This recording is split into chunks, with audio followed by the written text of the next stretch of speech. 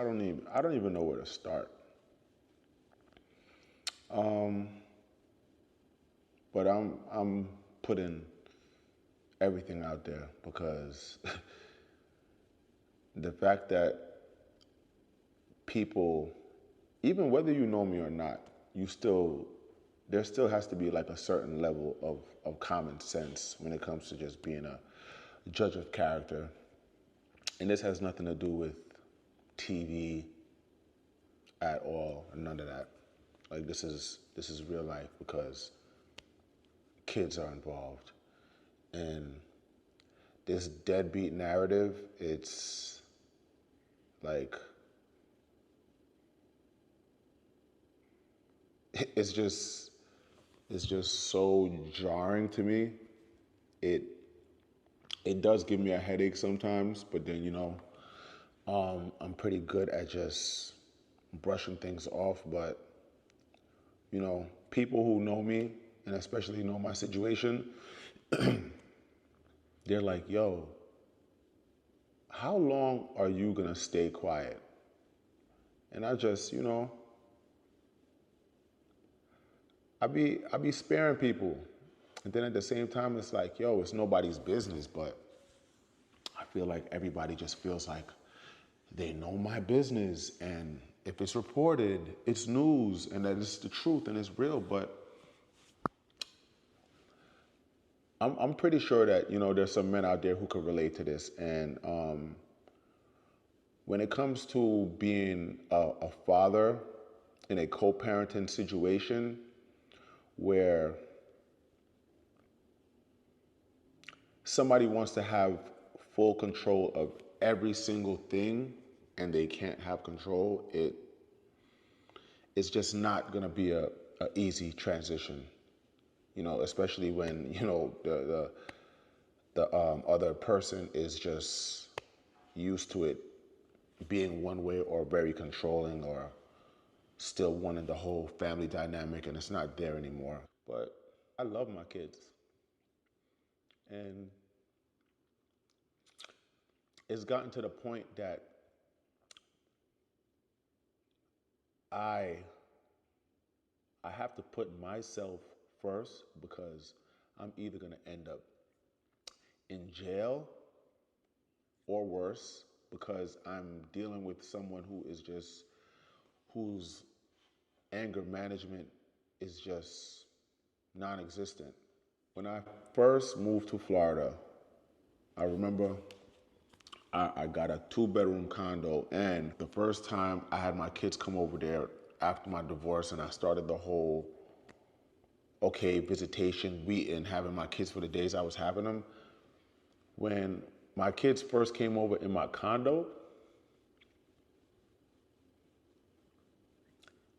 it made me so depressed because I was like, yo, they just, I felt like they were so confined and I didn't feel good about it. And I said, yo, I gotta get a house. I need a house. I can't have my kids running around in this condo and hurting themselves and it just not being a fit to raise, two children in a co-parenting setup. And I found my house. And I'm gonna be all the way blunt and straight up with it. You know what I'm saying? Like I got this house because of my kids. I got this house for my kids. Seeing my kids be here running around, it's the best feeling, you know? You know, when you have children with somebody who at the end of the day it shouldn't even have happened because I should have just noticed certain things when it came to parenting. You know, when you're with someone for 3 years and they have a child and you probably saw the child 3 to 4 times because the child was put off to go live with somebody else. And, you know, you kind of look past it when you don't have kids or you're not thinking about that. I never even was like, yo, why doesn't your son live here? And then when you finally get to have a conversation with the son and find out why, it's crazy. Imagine speaking to a child who's of age and knows what's going on. He's 16 years old. And he says, if I ever had to live with my mother, I would kill myself. I wouldn't make that up, you know? And it sucks that I gotta like really just run this down because of this smear campaign and somebody who gets such a high on just talking about me and picking and choosing what kids you want to, you know, have on the forefront and get whatever extra attention you get off of it. So I kind of just looked past certain things and thought that, maybe I could help and make things better. But when you aren't with somebody and it doesn't work out, and the two of you are just like in a weird space and everything is a fight, especially in front of the kids, like I'm not gonna subject myself to that. My kids have never, ever seen me upset. My kids have never heard me yell. Oh man, listen, man. This one is crazy. You know what I'm saying? This one, we're not even gonna do an intro for this one. We're just gonna jump straight into it because this is just outright ridiculous. As you can tell by the title, we're talking about Safaree and Erica Mena. Yes, again, it's the remix. I don't. What Puffy said, can't stop, won't stop. Rockefeller Records. Pause. No Diddy. No Diddy. Yeah, that's bad. I should probably edit that out. Psych. We popping out. We can't say that. Listen, we talking our talk. We talking our talk right now. Listen. Safaree explains why you should stay away from single moms. I can't believe this. Like this clip is ridiculous. Like I can't believe people are out here really living their life like this. I don't even know where to start. I don't even know where to start, man. I couldn't even finish the video. I couldn't even finish the video because it was just this is tough. I'm gonna be honest. This is really tough. All right, so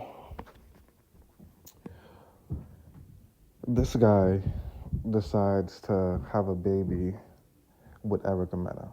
All right, cool, we get it. You know what I'm saying? Nice little Spanish drawing. All right, do your thing, right? Big man thing. All right, cool.